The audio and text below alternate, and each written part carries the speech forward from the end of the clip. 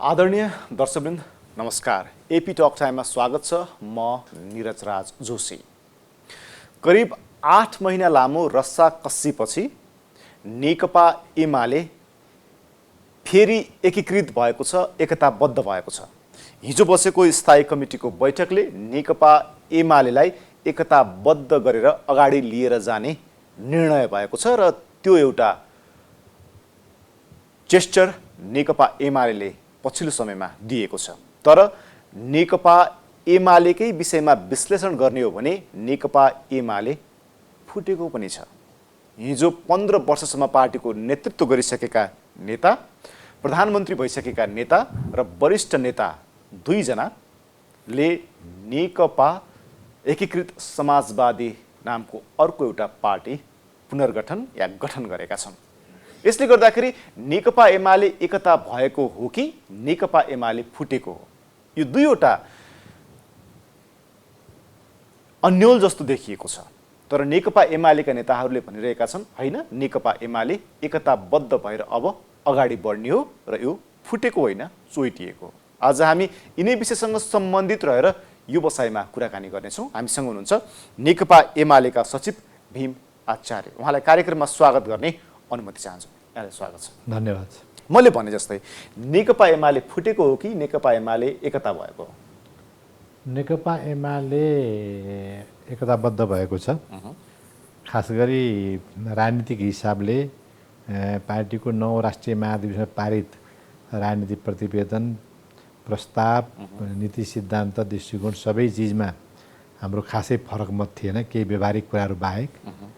संगठनात्मक क्षेत्रमा केही समस्याहरू थिए, गम्भीरै समस्याहरू थिए। 10 बुँदे सहमति कार्यान्वयन भएपछि ती समस्या पनि समाप्त भएका छन्। अब नेकपा एमालेको फुट्ने कुनै राजनीतिक, सैद्धान्तिक र संगठनात्मक आधार छैन। अब कसैले फुट्ने रहरै गर्नुहुन्छ भने अब त्यस्तो स्थितिमा अब चुइटिएर जाने अवस्था बन्न सक्छ, हैन? तपाईले यसो भनिरहँदाखेरि माधव कुमार नेपाल, झलनाथ खनाल लगायतका करिब 50-55 जना केन्द्रीय सदस्यहरू, 14 जना सांसदहरू, उहाँहरू नयाँ पार्टी बनाउनको लागि लागिरहनु भएको छ। उहाँहरूको पार्टीको विधान आइसक्यो, घोषणापत्र आइसक्यो। आज त निर्वाचन आयोगमा उहाँहरूले शनाखत गर्दै हुनुहुन्छ। उहाँहरूलाई के भन्नुहुन्छ तपाईँहरू? होइन, उहाँहरूलाई चाहिँ के भने अब यो कस्तो छ भने यो सैद्धान्तिक लेपन जतिसुकै लगाए पनि यो अहिलेको जुन विभाजन भनेर उहाँहरूले भन्नुभएको छ, त्यसमा नेतृत्वको प्रतिस्पर्धा, नेतृत्व गर्ने होडबाजी, हैन, नेताहरूको बिचको पर्सनल टकराव, इगो बाहेक कुनै यसमा राजनीतिक, सैद्धान्तिक, वैचारिक, संगठनात्मक आधार छैन। त्यसो भएको हुनाले अब नेतृत्वको बिचको इगो, टकराव, यो चाहिँ त्यसको भोग, यी सबै चिजले के नि कहिलेकाहीँ पार्टीलाई चोइट्याउने खालको स्थिति बन्छ र अब त्यो खालको अवस्थामा उहाँहरू हुनुहुन्छ। र मलाई लाग्छ सबै राजनीतिक, वैचारिक, संगठनात्मक सबै चिज एउटै भएपछि, गन्तव्य र कार्यदिशा एउटै भएपछि उही एमाले फेरि अर्को रूपमा प्रकट हुन सम्भव हुँदैन। त्यो लामो समय रहन पनि सक्दैन। त्यो चाहिँ कुनै न कुनै हिसाबले फन्को मार्दै फेरि एमालेमै आइपुग्छ। भनेपछि तपाईँहरू त्यसमा निश्चिन्त हुनुहुन्छ कि उहाँहरूको पार्टीले व्यापकता पाउँदैन र पार्टीको रूप ग्रहण गर्दैन? एकदम सुनिश्चित छ। हेर्नु, सुनिश्चित छ। अशोक राईको पार्टी जसरी फुट्यो त्यस्तै यो हुन्छ। तर नेताहरू, हाम्रो सम्माननीय आदरणीय साथीभाइहरू त्यहाँ छन्। ती सबै साथीभाइहरू हन्डर ठक्कर खाँदै अब यो चोट लागेपछि उहाँहरू फर्केर फेरि एमालेमै आइपुग्नुहुन्छ। तर तपाईँहरू जसलाई नेकपा एमालेको माधव नेपाल, झलनाथ खनाल कित्ताका नेताहरू दोस्रो तहको भनिन्थ्यो या भनिन्छ, उहाँहरूले त तपाईँहरूले उहाँहरूलाई त धोका दिनुभयो, तपाईँहरू दक्षिणपन्थी भाषमा फस्नुभयो भन्ने उहाँहरूको टिप्पणी छ। होइन, त्यो उहाँहरूले चाहिँ के भने राजनीतिक टिप्पणी कस्तो हो भने अरू केही विषय नभएपछि यो लाली पाउडर लगाएर मान्छेले आफूलाई गर्छ नि, राजनीतिक रूप दिन खोज्छ, त्यस्तो मात्रै हो यो। यसको आधार छैन, एक। दोस्रो कुरा, धोका हामीले होइन, धोका उहाँले दिनुभएको छ। कसरी गर्नुभएको छ भने हामीले केपी ओलीले छुट्टै केन्द्रीय कमिटीको बैठक भनेर एउटा गुटको बैठक बोलाउनु भएपछि हामीले राष्ट्रिय भेला गऱ्यौँ चैतको 4 र 5 गते। त्यसको मूल ब्यानर पार्टी विखण्डन र विभाजनको विरोध गरौँ, पार्टीलाई एकताबद्ध बनाउन अगाडि बढाउँ होइन भन्ने मूल ब्यानर थियो। त्यसको पारित गरेको नीतिमा हाम्रो के थियो भने न विभाजन न समर्पण, समर्पण गर्ने पनि होइन, विभाजनमा जाने पनि होइन, त्यो बिचमा सङ्घर्ष गर्ने भन्ने त्यसको मूल स्लोगन। जुन 5000 मान्छेहरू भेला भएर हामीले 2 दिनको राष्ट्रिय भेला गऱ्यौँ, त्यो भेलाले पारित गरेको नीति यो हो एक। दोस्रोको तत्पश्चात पनि पटक पटक छलफल गरेर हामीले एकताका 6वटा आधार बनाएका थियौँ र ती सबै चिज 10 बुँदेले समेटेको छ। सबै चिज अब सबै चिज समेटिसकेपछि अब विभाजनको के मुद्दा बाँकी रहन्छ? अनि सबै चिज समेटेर चाहिँ यहाँ ल्याउने अनि बिना आधार उहाँले सबै हामीलाई छोडेर फेरि विभाजनमा जाने भनेपछि त उहाँहरूले चाहिँ के भने हामीलाई धोका दिनुभयो, उहाँहरूले पार्टीलाई धोका दिनुभयो, आन्दोलनलाई धोका दिनुभयो। भनेपछि जुन अहिले माधव कुमार नेपालको संयोजकत्वमा या नेतृत्वमा नेकपा एकीकृत समाजवादी पार्टी बन्दैछ भन्ने प्रक्रियामा छ, त्यो पार्टीको डकुमेन्टहरू बनाउनको लागि तपाईँहरूको संलग्नता छैन? त्यसमा हुने कुरै भएन नि त्यो त तपाईँ विभाजन भन्ने त प्रश्नै उठाएर कति व्यक्तिका कुराहरू होलान्।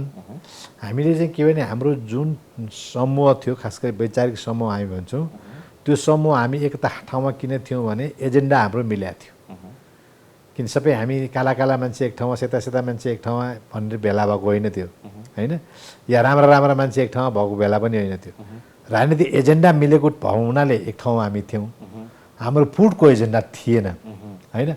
अब त्यो फुडको एजेन्डामा को मिलेर के काम गर्नु त्यो आफ्नो पाटो होला। मैले यो जिज्ञासा किन राखेँ भन्दाखेरि माधव कुमार नेपालले हिजो मात्रै उहाँले भन्नुभएको छ कि अष्टलक्ष्मी साक्यलाई मुख्यमन्त्री बन्नको लागि मैले नै अगाडि बढ्नुहोस् समर्थन गरेको हुँ, उहाँलाई अगाडि बढाएको हुँ भन्नुभएको छ भन्दा तपाईँहरूको त्यहाँ संलग्नता छैन भनेर त्यो कुराले पुष्टि गर्छ र? होइन होइन, अष्टलक्ष्मी साक्य मुख्यमन्त्री बन्ने सन्दर्भमा कुराहरू अगाडि बढ्यो। उहाँले माधव नेपाललाई सोध्नुभयो, सोधेपछि उहाँले हुन्छ भन्नुभयो, कुरा त्यो हो। सहमति र विमति होइन, त्यो त के छ भने एउटा स्थितिमा अलि अगाडिको स्थिति हो यो। अगाडि त हामी चाहिँ के भने झलनाथ खनाल माधव नेपाल समूह भनेर हामी चिनिन्छौँ, तर हामी चाहिँ के भने पार्टीभित्र न्याय स्थापित गर्ने चाहिँ एउटा लडाइँमा लागेका थियौँ होइन। यस्तो गर्दाखेरि त्योबाट त अष्टलक्ष्मी उठेरै हार्नुभएको हो नि त। त्यसमा माधव नेपालले सपोर्ट गर्ने, झलनाथ खनाल सपोर्ट गर्ने, हामीले सपोर्ट गर्ने भन्ने कुनै नठो कुरै होइन। हामी सबैले गरेका थियौँ, उहाँले पनि गर्नुभएको थियो। मुख्यमन्त्री हुने बेलामा पनि उहाँले सोध्नु भएको, उहाँहरूले यस भन्नुभयो होइन। र हुनुभएको त अलि अगाडिकै फेसको कुरा, विभाजनभन्दा अगाडिको कुरा हो। अब विभाजनमा गइसकेपछि अब उहाँले के गर्नुहुन्छ त्यो हेर्नु छ। अब कतिपयले के टिप्पणी गरिरहेका छन् भन्दाखेरि तपाईँहरूको डिएनए र केपी शर्मा ओली पक्षको डिएनए मिल्दैन र यो फेरि त्यही विग्रह, झगडा, झैझगडा, आरोप प्रत्यारोप, खण्डन मण्डनमै यो फेरि एमाले लिप्त हुने हो भन्दैछ। होइन, त्यस्तो होइन। कुरा के छ भन्दाखेरि अब यो हामीले लामो समयदेखि पार्टी सञ्चालन गर्दै आएका छौँ र लामै समयदेखि पार्टीभित्र अन्तर्विरोधहरू छ। खास गरी जुन नयाँ धारा हाम्रो छ, झापा आन्दोलन पछाडि सुरु भएको नयाँ धारा, त्यसको 39 सालदेखि नै अनेकौँ खालका सङ्घर्षहरू हामीले गर्दै आएका छौँ। सिपी मैनाली महासचिव हुनुहुन्थ्यो, उहाँलाई महासचिवबाट हटाइयो, झलनाथ खनाल महासचिव हुनुभयो, पछि फेरि मदन भण्डारी महासचिव हुनुभयो, 5औं महाधिवेशन हो, त्यसमा फरक मत दस्तावेजहरू आए होइन। हामी यो एउटा जीवन्त पार्टी भएपछि त्यहाँ फरक मतहरू हुन्छ, त्यहाँ बहस छलफल हुन्छ। यदि कुनै पनि पार्टीमा बहस छलफल विवाद फरक मत भएन भने त्यो मरे तुल्य हुन्छ त्यो पार्टी। त्यो अन्तत त्यो फेरि गएर टुक्रिने र टुक्रिँदैन, सुन्नुहोस्, विखण्डन हुने स्थितिमा आउँछ नि त। टुक्रिँदैन, किन अहिले पनि त्यस्तै देखियो। होइन, टुक्रिँदैन। अब यो जुन अहिले हामी यो स्थितिबाट आएका छौँ, यसमा हरेक नेताले सायद यसबाट केही न केही सबक सिकेकै हुनुपर्छ। 54बाट सिक्नु भएन, अब कसरी होइन, 54बाट चाहिँ के भने त्यसका प्रमुख पात्रहरू अलग अलग थिए होइन। अब त्यसमा विभाजन रोक्न भनेर माधव नेपाल लाग्नु भएको थियो, किन उहाँ नेतृत्वमा हुनुहुन्थ्यो, आफ्नो नेतृत्वको बचाउको लागि उहाँ त्यसमा लाग्नुभयो है। अहिले चाहिँ के भने अलिक फरक फरक पात्रहरू भए। त्यतिखेर सिपी मैनाली वामदेवहरू विभाजनको पात्र हुनुहुन्थ्यो। अहिले चाहिँ अब माधव नेपाल अर्को पक्षमा चाहिँ के भने नेतृत्व बाहिर हुनुहुन्छ, अध्यक्ष हुनुहुन्न उहाँ विभाजनको पात्रमा लाग्नुभयो। अब अहिले केपी ओली चाहिँ यसको बचाउको पात्रमा लाग्नु। अब के छ भने यो पात्रहरू फेरिने यो सन्दर्भ चाहिँ के भने पटक पटक दोहोरिने स्थिति हाम्रो देखि नै रहेको छ। तथापि यति धेरै दुईटा हन्डर ठक्कर खाएपछि पनि यदि नेताहरूमा चेत आएन भने यिनीहरू देशको नेतृत्व गर्न असक्षम भने पनि हुन्छ। त्यसैले अब त्यो हुँदैन। अब त्यो एकताबद्ध भएर जान्छ। यहाँभित्रका समस्याहरू हामी हल गर्छौँ। गर्नुपर्ने सङ्घर्ष गर्नुपर्छ कि बहस गर्नुपर्छ कि छलफल गर्नुपर्छ कि पार्टीभित्रै गर्छौँ। त्यसैले अब यो पार्टी विभाजन तपाईँहरू आजित हुनुभयो र बाध्य हुनुभयो कि एमालेलाई एकता बनाउनु पर्छ भनेर? बाध्य होइन। सुन्नुहोस्, हाम्रो चाहिँ के हो भन्दाखेरि यो वामपन्थी आन्दोलन बहुत सकसबाट दुनियाँमा गुज्रिरहेछ अहिले। संसारमा अप्ठ्यारोमा परेको बेला पनि नेपालमा हामीले जगाएर आएको आन्दोलन हो यो, होइन?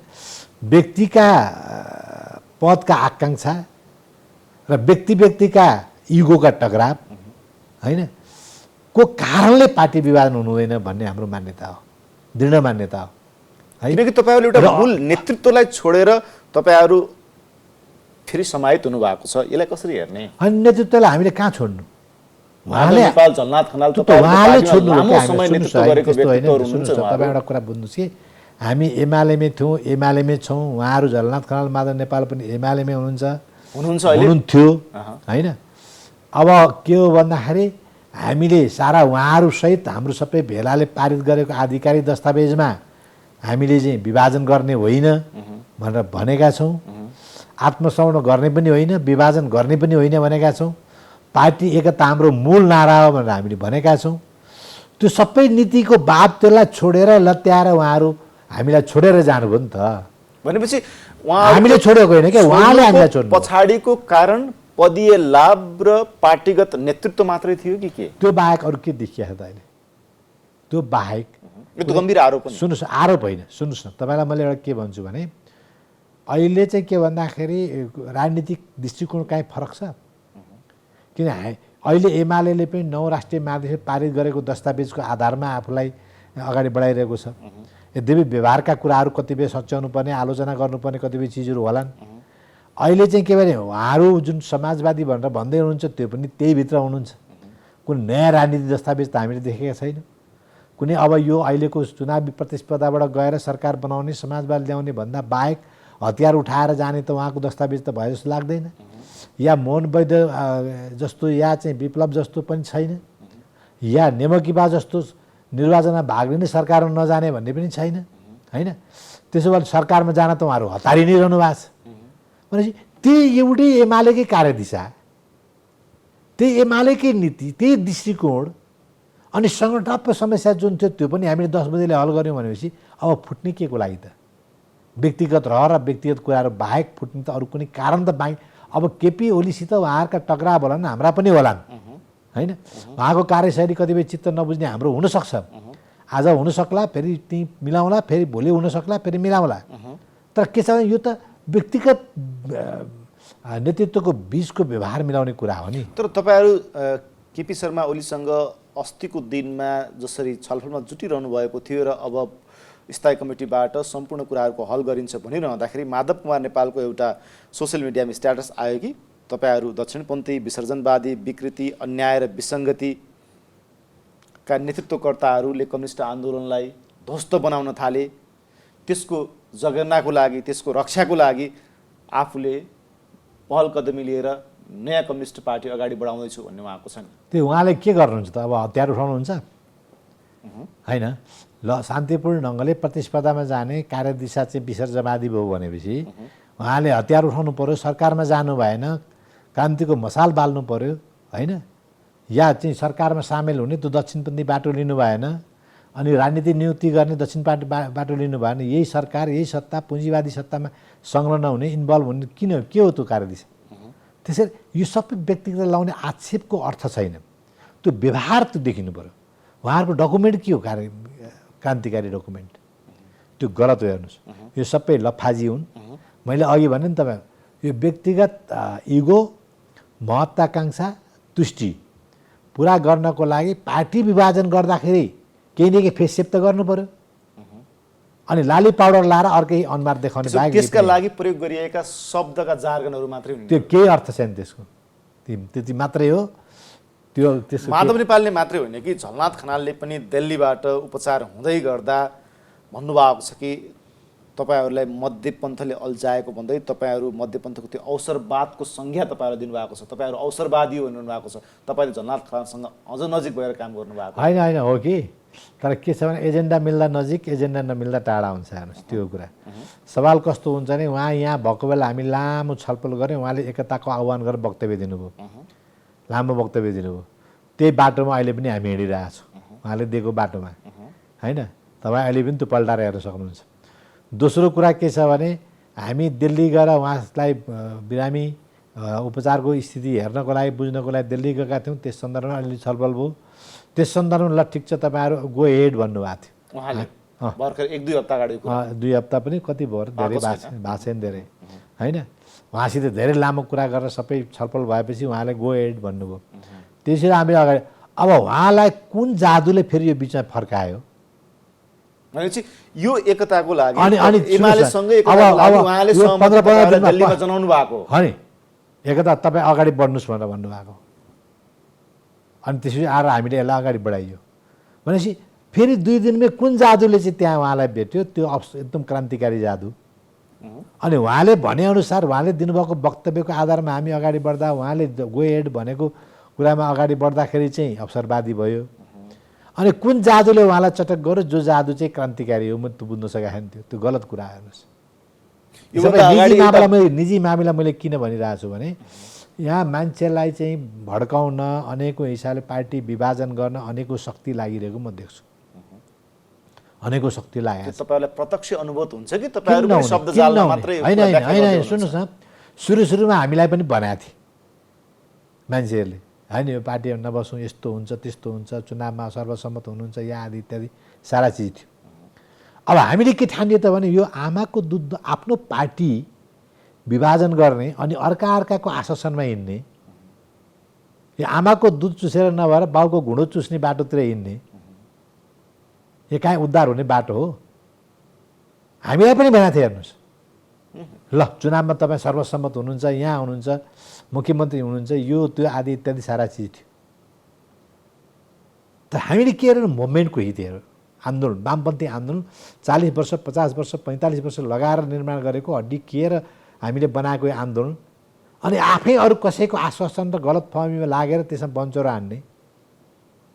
ठिक छ, एकछिन म भन्दैछु, हाम्रा अन्तर्विरोध ल उहाँहरूका अन्तर्विरोध त्यो केपी ओलीसित थियो होला नि त, एमालेसित थिए र? व्यक्तिगत थियो भन्न खोज्नु? एमाले पार्टी त सबै हामीले बनाएको पार्टी होइन त्यो। अनि केपी ओलीसित रिस थियो भने एमालेमाथि बन्चरो चलाउने, आफूले बनाएको घर भत्काउने। बन्चरो त तपाईँहरू पनि केही चलाउनु भयो, तर एमालेमा हामीले चलाएन। सुन्नुहोस् त्यसले टुक्र्याएन, सुन्नुहोस् त्यस्तो होइन, गिन्डा बनाएन भन्ने त्यस्तो सुन्नुहोस्, हामीले एमाले पार्टीमा कहिले पनि बन्चरो चलाएन। बन्चरो त उठाइसक्या त हो नि, त्यो उहाँले उठाउनु होइन। सुन्नुहोस्, यसमा विवाद हुन्छ यो अलि गर्दाखेरि, केपी ओलीले एमालेको नाममा जे जति बिचमा गर्नुभयो त्यो गलत कुराको विरुद्धमा मात्रै हामीले कुरा गरे हो।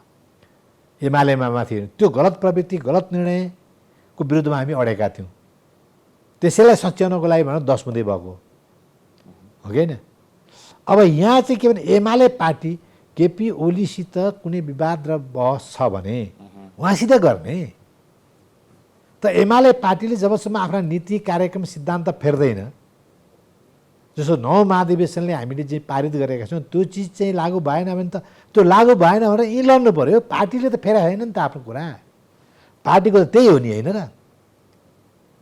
अनि आफूले बनाएको कमिटीभित्र बसेर कहाँ 8 महिनासँग छलफल गर्नुभयो र? तपाईँहरूले पनि फरक फरक ठाउँमा पार्टी प्यालेसमा फरक ठाउँमा भेला भएर छलफल गर्नुभयो होइन? तपाईँले तपाईँकै कुरा काट्ने हो भने त तपाईँहरू त पार्टी कमिटीभित्र गएर तपाईँहरूले विवाद गरेको भए, पार्टी आरोप प्रत्यारोप औँला ठडाएको भए, दस्तावेजीकरण गरेको भए यो कुरा मानिन्थ्यो होला। तर तपाईँहरूले त फरक ठाउँमा बसेर राष्ट्रिय सम्मेलन गरेर दस्तावेजीकरण गरे होइन र? किन त्यसो गरे भन्दाखेरि उहाँले पार्टी कमिटीको बैठक बोलाउनु भएन, एउटा टिमको बैठक, आफ्नो टिमको बैठक बोलाउन थाल्नु। त्यो तपाईँहरूले भन्नु, उहाँहरूले त कमिटीकै बैठक बोलाएको, आधिकारिक एमालेको लेटर प्याडमा त्यो बोलाएको भए त्यो बोलाएको भए 10 बुँदै चाहिँदैन थियो, होइन?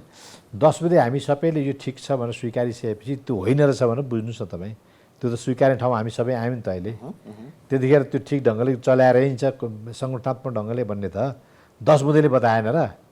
फागुन 23 यताका सम्पूर्ण गतिविधिहरू केपी शर्मा ओलीले गरेका गलत थिए भन्ने कुराको पनि सहमति भएको, उहाँले यो कुरा स्वीकार्नु भएको, जुन कुरा अहिले तपाईँ भन्दै हुनुहुन्छ। त्यो त 10 बुँदे हेर्नुहोस् न तपाईँ, त्यहाँबाट प्रश्न हुन्छ बिचका सबै निर्णयहरू बदल गरे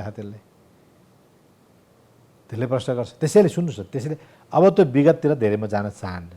मैले भने के छ भने ल केपी ओलीले गल्ती गर्नुभयो, तर फर्केर रिटर्न भएर ल ठिक छ यसलाई सच्याउँछु भनिसकेपछि अनि एमाले पार्टीमाथि फेरि बन्चरो हान्नुपर्ने केही जरुरी थियो? भन्ने चाहिँ छ के भन्दा केपी ओली यो मानेमा तयार हुनुभयो कि माधव नेपाल बाहेकको सहमति हुन्छ भनेपछि फागुन 23 त्यस्तो पनि होइन, त्यस्तो पनि म हो जस्तो लाग्दैन। किनभने केपी ओलीको सुन्नुहोस् न, केपी ओली एकजना मान्छे, उहाँ पार्टी अध्यक्ष हुनुहुन्छ, यद्यपि पार्टीको नेतृत्व गरिरहनु भएको, तर उहाँले मात्रै चाहँदैमा पनि त्यो हुँदैन थियो। किन माधव नेपालले अर्को अध्यक्ष त हाम्रो थिएन पहिला, होइन? एकातिर हामीले फागुन 2 को एमाले ल्याउने भनिरहेका थियौँ, के अरे जेठ 2 को एमाले ल्याउने भनिरहेका थियौँ। अर्कोतिर फेरि हामी अर्को अध्यक्ष पनि मागिरहेका थियौँ, तर फर्मल होइन, इन्फर्मल ढङ्गले, किन त्यो अलिअलि कन्ट्राडिक्टरी जस्तो देखिरहेको थियो। अब अर्को अध्यक्ष जेठ 2 मा थिएन।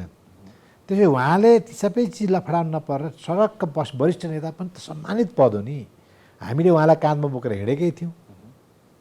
सर्लक्क त्यसमा आउनुभएको कसैले पनि उहाँलाई रोक्न सक्दैन थियो। कसैले बाहेकको चाहेको थियो कि थिएन भन्ने कुरा त त्यसैले प्रमाणित हुन्छ, तर त्यो कसैले रोक्न सक्दैन। अब जेठ 2 को 10 बुँदेको भन्नुभयो तपाईँहरूले, यद्यपि 10 बुँदेकै आधारमा यो सहमति भएको छ। जेठ 2 को संरचना हेर्ने हो भने त तपाईँहरू जेठ 3 कै स्थितिबाट हिजोको स्थायी कमिटी बैठकमा त बस्नुभयो नि, होइन? होइन, त्यसमा हामीले के गर्यौँ भने सुन्नुहोस् है, अब माओवादी साथीहरू यतै बस्नुभयो, होइन?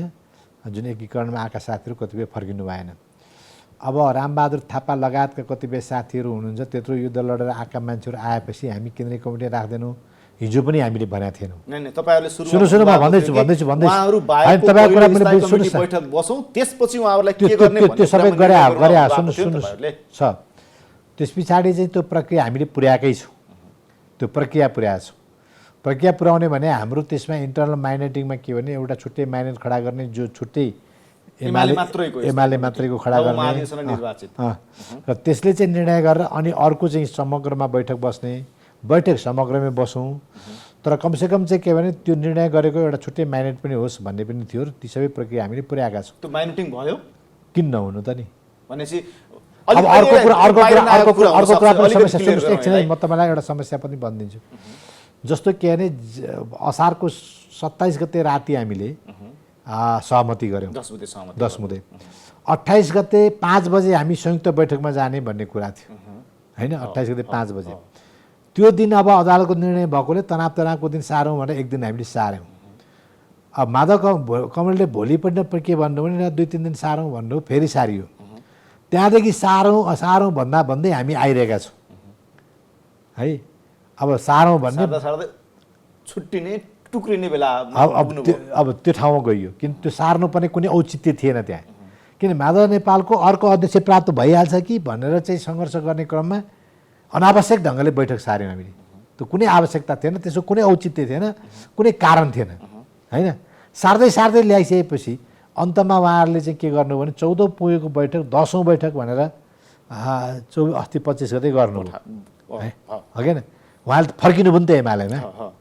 अब त्यो फर्केपछि त्यसको कन्टिन्युएसन, बैठकको कन्टिन्युएसनको रूपमा हामीले यो गरेका छौँ अहिले। अब नि मेरो अर्को एउटा जिज्ञासा कि पुस 5 र जेठ 7 को संसद विघटनको विषयमा केपी ओलीले तपाईँहरूसँग केही भन्नुभएको छ मैले गल्ती गरेँ भनेर कि तपाईँहरू त्यसमा हाम्रो सुन्नुहोस् त्यसमा पनि म भन्छु, हामी 1.5 महिना त्यसैमा बहस गऱ्यौँ कार्यदलको सन्दर्भमा। अनौपचारिक रूपले धेरै गऱ्यौँ, औपचारिक रूपले नि अलिअलि गऱ्यौँ। हामीले के भन्यौँ भने यसमा धेरै ठुला विवाद भए हाम्रा, होइन? यो विघटन अनि अदालतको मुद्दा फिर्ता लिनुपर्छ भन्ने, विघटन फिर्ता लिनुपर्छ भन्ने, यी सबै चिज धेरै ठुला बहस भए। तपाईँहरूले त प्रतिगमनै भन्नुभयो नि? भनियो, प्रतिगमन भनियो, सच्यायो। सुन्नुहोस्, सच्याएन। अब सच्ची त अदालतले सच्यायो, त्यो त अदालतले सच्यायो नि, प्रतिगमन त होइन। प्रतिनिधिसभा पुनर्स्थापना भए सच्याएन।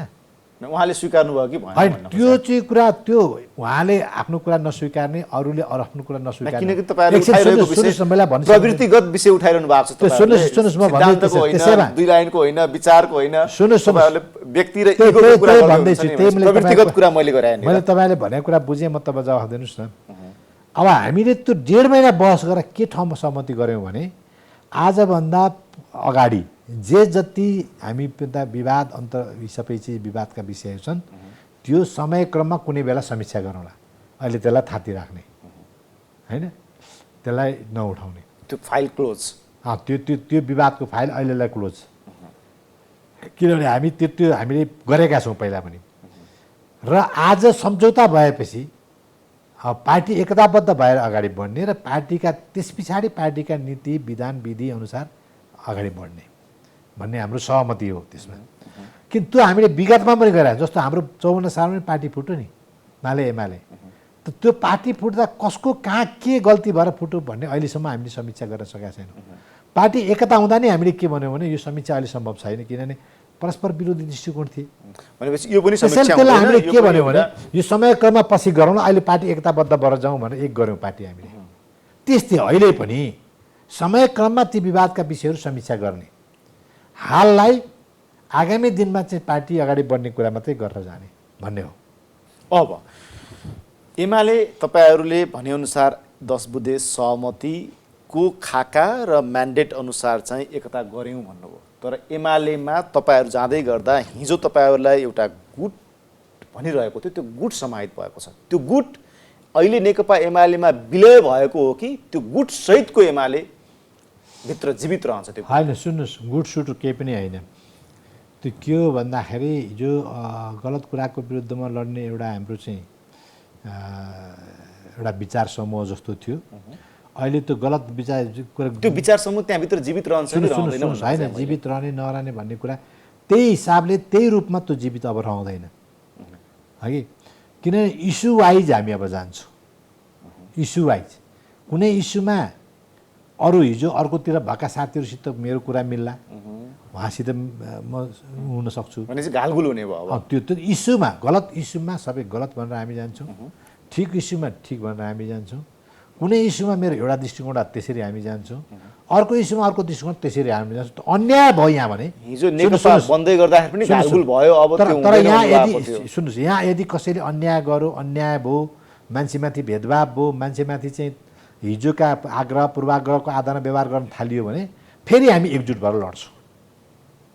त्यो अन्यायको विरुद्धमा एकजुट भएर हामी लड्छौँ, त्यो हामी हुन दिन्नौँ। अब तर अरू विषयमा हामी त्यही रूपमा होइन, इस्यु वाइज ढङ्गले जान्छौँ। तपाईँहरूले मङ्सिर 10 देखि 12 सम्म 10औं महाधिवेशन गर्ने भनेर कार्यतालिका पनि सार्वजनिक गर्नुभयो हिजो। त्यो महाधिवेशनमा अहिलेकै नेतृत्व एमालेको लागि स्वीकार्नुहुन्छ कि नयाँ नेतृत्वको लागि पहल गर्नुहुन्छ? होइन, अब त्यो चिज चाहिँ अब बेला भइसक्यो भर्खर त। अब अब त भदौको कतिबाट तपाईँहरूको त महाधिवेशनको चटारो सुरु हुने भयो, वडाहरूबाट चटारो सुरु हुन्छ त, वडा सोडाको हुँदै गर्छ। केन्द्रीय कमिटी वाला टाइम छ। एक दोस्रो त भर्खर हामी चाहिँ के भने एकताबद्ध भएर अगाडि बढ्ने स्थिति बनाएको छ। अलि छलफल बहस गर्ने, साथीहरूका धारणा विचार बुझ्ने सबै चिज बाँकी छ। अर्को कुरा विधान पनि अब आउन बाँकी छ होइन, कस्तो विधान हामी बनाउँछौँ त्यो पनि हेर्न बाँकी छ। त्यो सबै अहिले समय त्यसको भएको छैन, त्यो समय भएको छैन। त्यो समयक्रममा हामी त्यसो तय गर्छौँ। भनेपछि यो अहिले कुनै पूर्व निर्धारित कुरा छैन त्यसमा। नयाँ नेतृत्व चयन 10औं महाधिवेशनले गर्दैन, पुरानो नेतृत्वको निरन्तरताको पक्षमा तपाईँहरू हुनुहुन्छ? होइन, नेतृत्व चयन महाधिवेशनले गर्छ। तर कसरी हुन्छ भन्ने कुरा अहिले कुनै पूर्व निर्धारित केही पनि छैन। हामी शून्यमा छौँ त्यो, किन हामी त पार्टी एकताबद्ध बनाउने कुरा नै मेन इस्यु हाम्रो थियो। त्यो हामी महाधिवेशनको त्यो इस्यु त भर्खर अब एकताबद्ध हिजो भएपछि नै अब इस्यु सुरु हुने भयो। त्यस कारणले गर्दा अब त्यसमा हामी नयाँ छलफल, नयाँ बहस सबै चिज सुरु हुन्छ।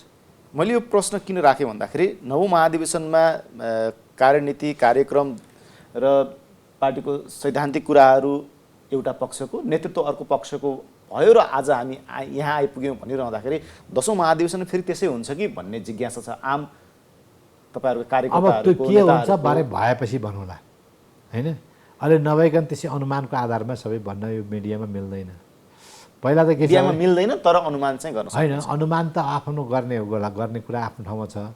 तर सवाल कस्तो हुन्छ भन्दाखेरि अब न विचार सिद्धान्त चाहिँ ठिकै ढङ्गले मान्छेले परिमार्जित गरेर ल्याउँछ कि यही मान्छेले होइन, यही हामी भएकै नेतृत्व या अरू मान्छेहरूले अब या चाहिँ अब होइन, अब अर्को ढङ्गले हामी जान्छौँ। अब यो के छ भने यो विचार सिद्धान्त सबै दृष्टिकोणको आधार तयार भइसकेपछि र मान्छेका पोजिसनहरू तयार भएपछि र हाम्रो विधानको चाहिँ व्यवस्था के तयार हुन्छ त्यो भइसकेपछि अनि यो सबै चिजमा धारणा बनाउने कुरा हुन्छ। हस्, हाम्रो कार्यक्रममा आएर यति कुरा राखिदिनु त्यसको लागि तपाईँलाई ल, तपाईँहरूलाई पनि धेरै धेरै धन्यवाद छ। दर्शकबिन उहाँ हुनुहुन्थ्यो नेकपा एमालेका सचिव भीम आचार्य। आजको एपी टक टाइमको समय सकेको छ। बिदा दिनुहोस्, नमस्कार।